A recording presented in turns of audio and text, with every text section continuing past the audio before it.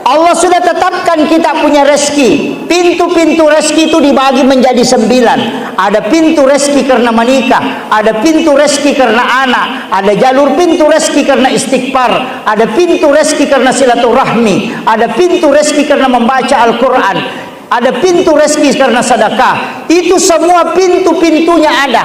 Makanya ketika tertutup di jalur sedekah, buka di pintu yang lain. Makanya ulama mengatakan buka semua pintu rezeki dengan berbagai macam cara. Itu istighfar membuka pintu rezeki. Jangan bilang nanti menjual baru, tidak, ada jalurnya. Tapi hati-hati, tidak akan ada rezeki yang lebih pada seseorang. Pasti semua sudah diberi amanah. Allah cuma titip ke kita. Di dalamnya apa yang saya titip itu ada bagiannya orang lain. Kalau kau tidak serahkan ke orang lain, maka saya akan pindahkan rezeki itu ke yang lain, ke yang siapa yang bisa membaginya.